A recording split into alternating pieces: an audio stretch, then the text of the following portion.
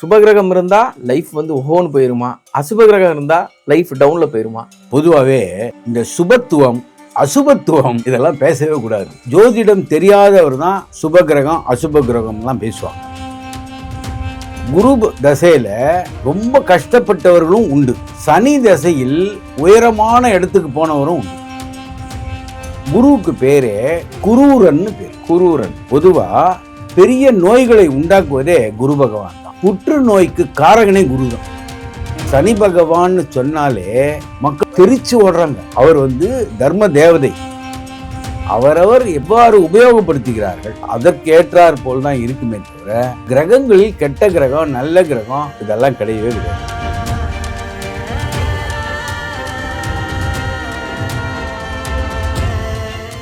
The divine Tamil நேயர்களுக்கு வணக்கம். நான் விஜே ஹரிஹரசுதன். இன்னைக்கு நம்ம கூட இருக்கிறது யாருன்னு பாத்தீங்கன்னா லால்குடி ஜோதிடர் கோபாலகிருஷ்ணன் அவர்கள் தான் இருக்காங்க. சார் வணக்கம். வணக்கம் சார்.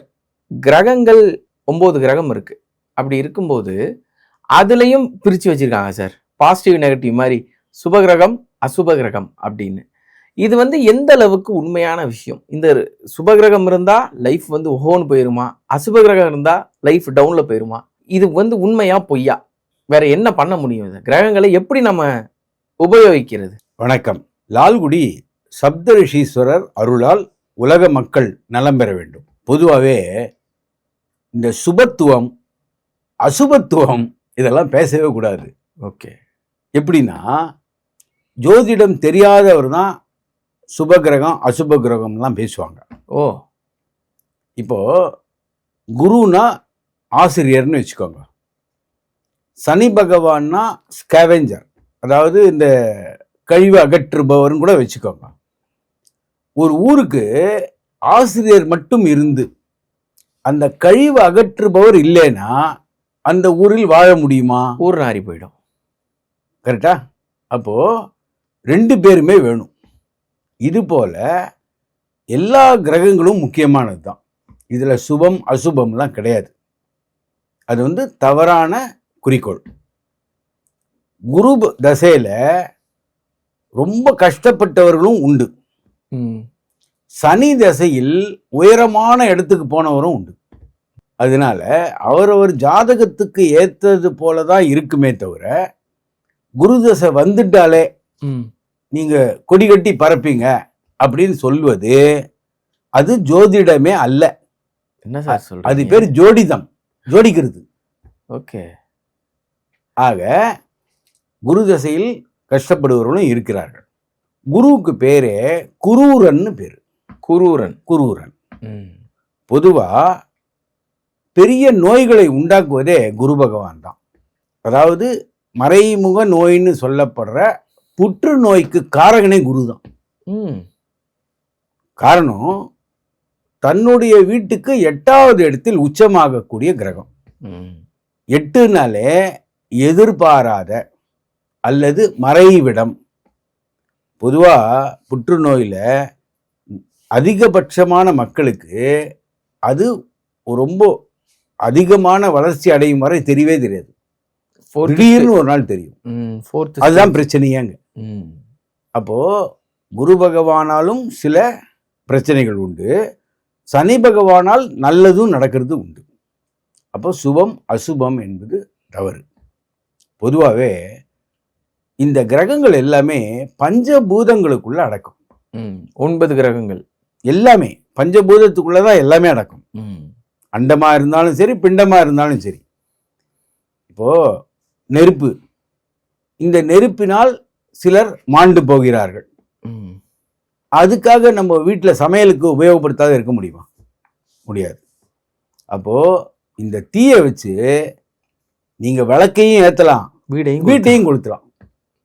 நீங்க என்ன பண்றீங்கன்றதை பொறுத்தது தானே தவிர அந்த குற்றம் நெருப்பின் மேல் இல்லை.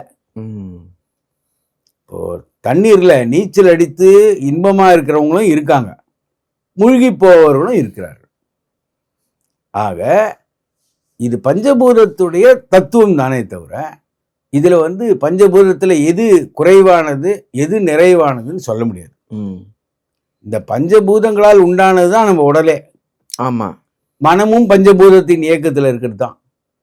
இப்போ நீர் இல்லாமல் உடல் வாழ முடியாது, அந்த உஷ்ணம் இல்லாத உடல் வாழ முடியாது, காற்று இல்லைனாலும் காற்று இல்லைன்னா வாழவே முடியாது. அப்போ இந்த எலும்பு அதெல்லாம் வந்து நிலம், அந்த நிலம் இல்லைனாலும் வாழ முடியாது. அப்போ பஞ்சபூதங்களில் எதுவுமே குறைவு அதிகம்ன்றது கிடையாது. பஞ்சபூதத்தில் எல்லாமே முக்கியம்தான். அப்படி இருக்கும்போது ஒரு கிரகம் உயர்ந்தது, சுபத்துவம் வாழ்ந்தது என்று சொல்வது அது தவறான கருத்து. பொதுவாகவே இப்போ சனி பகவான்னு சொன்னாலே மக்கள் ஓடி போறாங்க, பிரிச்சு ஓடுறாங்க. அது மாதிரி கிடையாது. அவர் வந்து தர்ம தேவதை, எல்லாவற்றையும் சரியாக செய்யக்கூடியவர். அதனால சனி பகவானுடைய அருள் இல்லைன்னா இந்த உலகியல் வாழ்க்கையே கெட்டு போகும். ஆமா, காரணம் காலபுருஷனுக்கு 7வது இடத்தில் உச்சமாகக்கூடிய கிரகம் சனி பகவான். துலாம், துலாம் என்பது நீதிமன்றத்தையும் குறிக்கும். ஏன்னா நீதிக்கு அதிபதி சனி பகவான். கண்டிப்பா.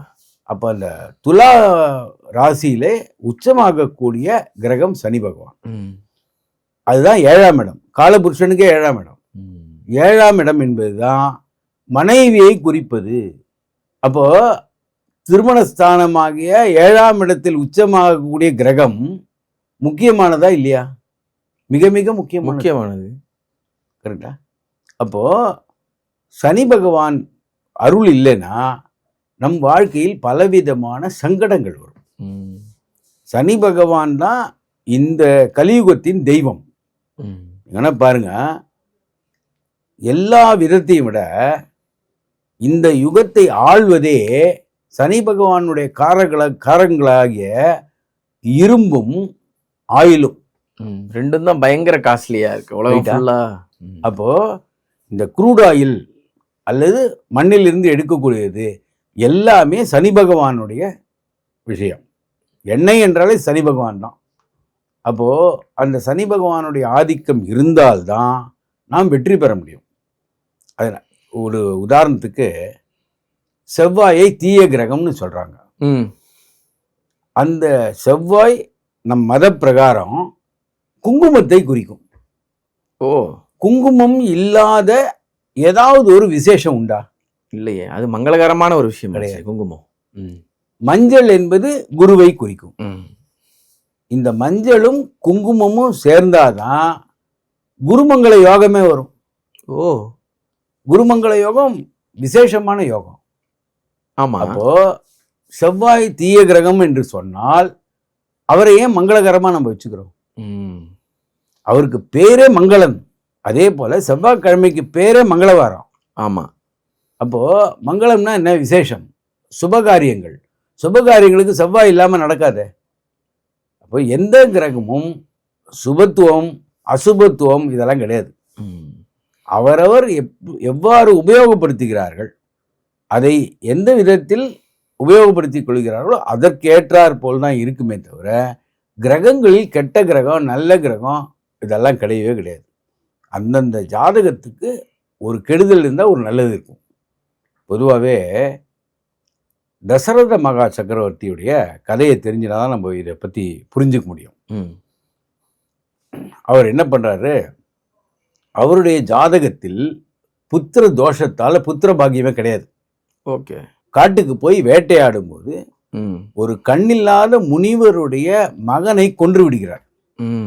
அவர் தண்ணி எடுக்க வராரு, அந்த நேரத்தில் அதை யானை என்று நினைத்து கொண்டு அந்த பையனை கொன்று விடுகிறார். அந்த பாவத்துக்காக அவரிடம் போய் மன்னிப்பு கேட்கிறார். அப்போ அந்த முனிவர் இவரை சபித்து விடுகிறார். நாம் புத்திரனை மகனை இழந்து தவிப்பது போல நீங்களும் மகனை பிரிந்து தவிக்க வேண்டும் கொடுக்கிறார். ஆனா அந்த நேரத்தில் ஒரு குழந்தை இல்லை, புத்திர பாக்கியமும் அவருக்கு கிடையாது. அப்போ முனிவருடைய சாபமே வரமாக மாறுகிறது. அதனால குழந்தை பிறக்கிறது. அப்போ எது சாபம் எது வரம்னா சில நேரங்களில் வரவே சாபமாக அமையும். அதோட அடிப்படையில தான் 16 வருஷம் ராமர் வனவாசம் போறாரு. ஆமா, அவர் பிரிந்து விட்டார். அப்போ இவருக்கு சாபம் வரமாக மாறினது. சில நேரங்களில் வரமே சாபமாகவும் மாறும்.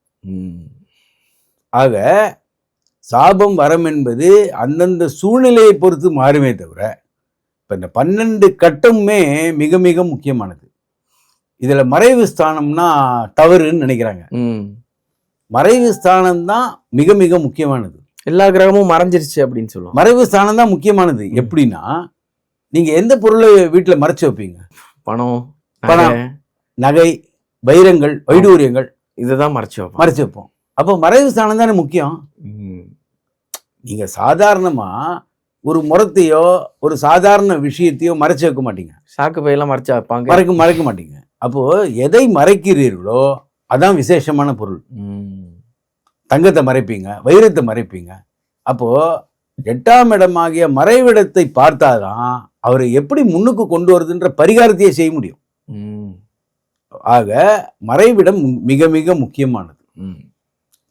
பொதுவாக பெரும்பாலான ஜோதிடர்கள் மறைவிடம்னா அந்த இடத்துல கெடுதல்னு அர்த்தம் இல்லை, எதிர்பாராத ஒரு விஷயம் இருக்குங்க. எதிர்பாராத விஷயம்னா விபத்து தான் எதிர்பாராத விஷயம்னு அவசியம் கிடையாது.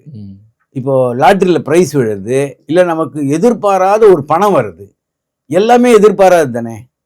அப்போ 8ஆம் இடம் என்றால் மறைவு ஸ்தானம், எதிர்பாராத நிகழ்வுகள் உண்டாகும். அப்போ எதிர்பாராத நல்லதும் நடக்கலாம். கண்டிப்பா.